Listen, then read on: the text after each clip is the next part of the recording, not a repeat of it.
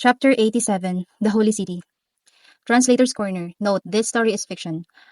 Forgotten Memories Part 1. It was a hot day in June, but the two girls ignored the blistering heat, their expression merry as they shopped for dresses and shoes. After all, one of them was looking forward for her wedding. Though the date had not been set yet, she was proposed to and accepted. "Ne-chan, how's this one? Do you think Yojiro will like it?" One asked the other. With upturned eyes, she could not have been called a stunning beauty, but was certainly above average. "Aiko, seriously, Miyaguchi-san will love it, no matter what you wear." Her twin sister, albeit older by a few minutes, replied, "Teehee, I guess. Oh, did I tell you I'm heading off to party with him tonight? He said that you can come if you want. Will you?" No, I'm going back to the hospital. I told you about the patient in my care, right? The one with the stab wound. He was desperately trying to tell me something, so I'm going to go check how he's doing. He was probably delusional from blood loss. What did he call you, his goddess or something? Geez, Aiko, even if you're marrying the hospital head son, you really should take your job seriously.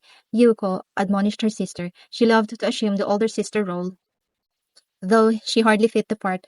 Yuko was a bright and cheerful person, but she took her job seriously, and she deeply cared for her sister. "Well then, I'll let you know how the party went later tonight then," Aika said, smiling, but she never returned. Saint Demon Confrontation Arc. 87. The Holy City. A city enveloped in a tranquil light, a holy city protected by a holy barrier. This was a high-level defense barrier developed through many years of arduous study. This barrier prevented uninvited outsiders from entry and protected the city for over 1,000 years.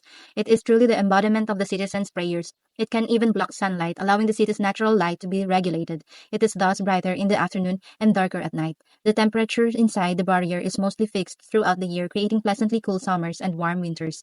And thanks to the isolated farmlands, they are able to harvest any season's crop throughout the year. A paradise where no one starves, every child receives equal education, and every citizen is employed. A paradise of law and harmony. Such is the holy city Ruberius of the Holy Empire Ruberion. Hinata walked down the path leading to the great holy chamber. The gentle warmth that enveloped her seemed to soothe her heavy heart.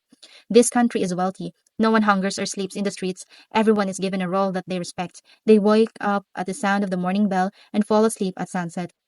Those with superior abilities help those with inferior ones, and this harmony ensures that the citizens' happy life continues, a land of equality under God. This reality called the Holy City unfolded before her. Hinata looked at the faces of nearby citizens.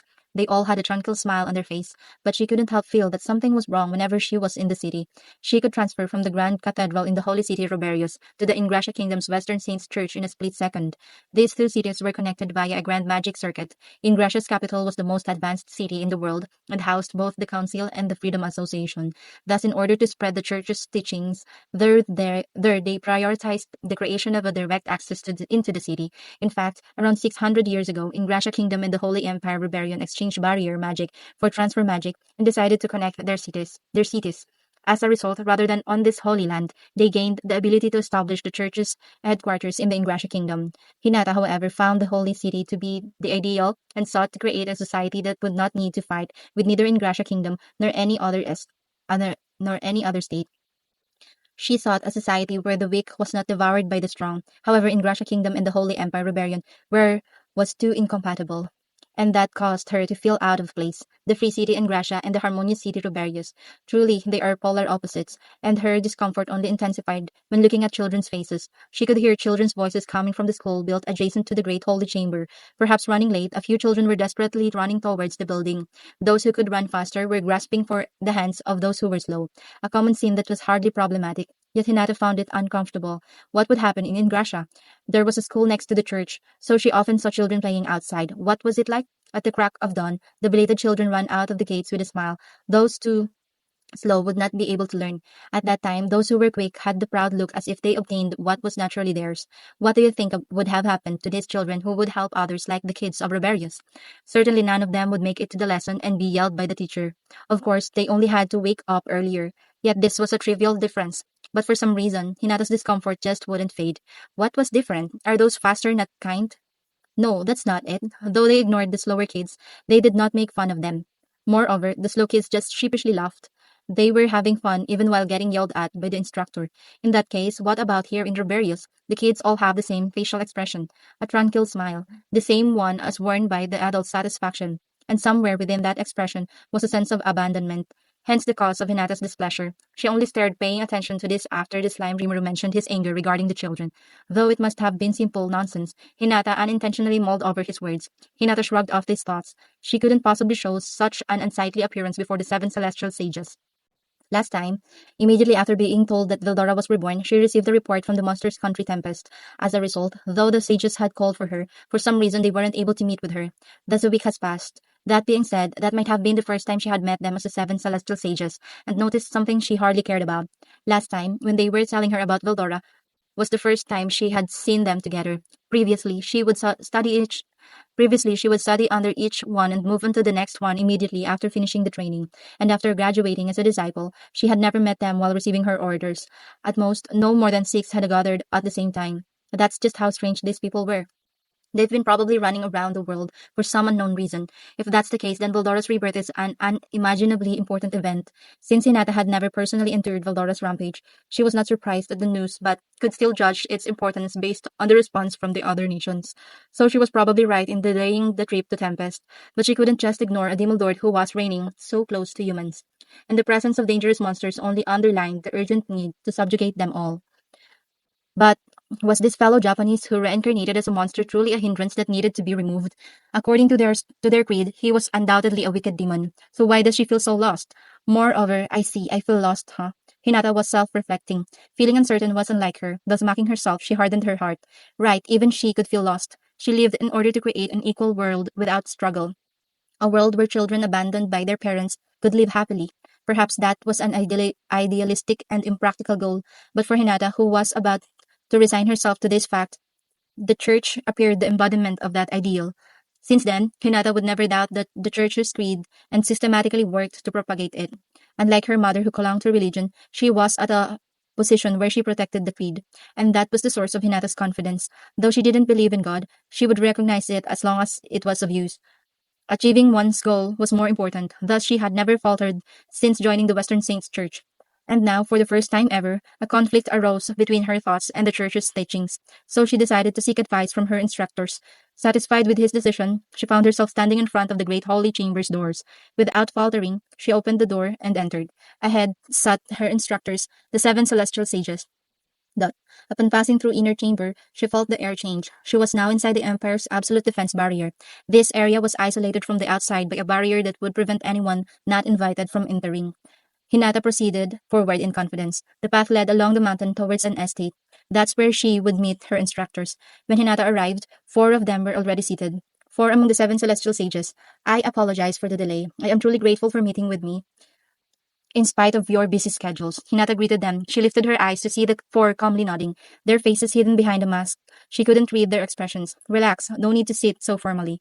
Thanks for coming, Hinata. Are you here about Veldora countermeasures?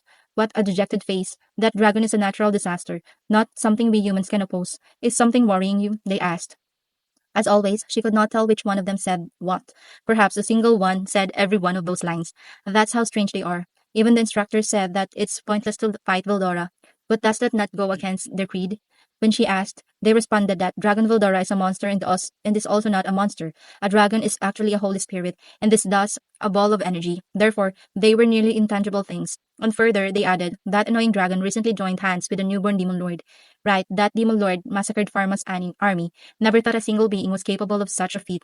An evil dragon and a demon lord joined hands. If we don't proceed carefully, humanity will fall.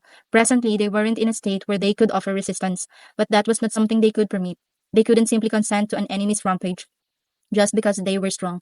Hinata lifted her head and looked them in the eyes. And, pardon this interruption, but I will not run away. Whether a dragon or a demon lord, I shall bring home victory, she declared. She couldn't forgive herself for thinking that just because the demon lord was a compatriot, she could speak to him once. Perhaps they insisted that we couldn't handle them out of fear for the demon lord. Human hearts are weak. Judgment is often clouded by fear. Moreover, she found it ridiculous to permit a rampaging being to continue existing.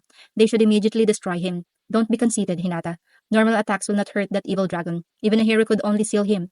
Your attacks could hardly cause it much damage.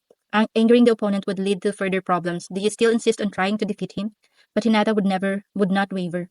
If he needed to be defeated, then she would defeat him. I have come with a request today. She replied to their questions. Honestly, she had wanted to seek advice on how to treat her compatriot. who was reborn as a monster, but listening to the report that he joined hands with Vildora and massacred Pharma's army caused her to reconsider. As she thought, humans and monsters cannot coexist. They need to be destroyed before they produce further casualties. Her heart free of worry, she felt at peace, and she continued quietly. I have come seeking permission to use spiritual weapon. She quietly waited for their reply. The sage's movement stopped, and the room was filled with silence. Suddenly, boisterous laughter filled the room.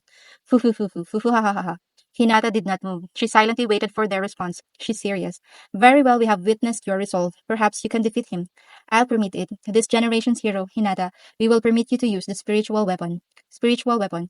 That was a weapon reserved only for heroes and developed in secret by the church as an anti-monster weapon. As an anti-monster weapon, it could only be used by someone loved by the spirits, a hero. Hinata is loved by the Holy Spirits, but having never sought this ultimate weapon, she hadn't called herself a hero.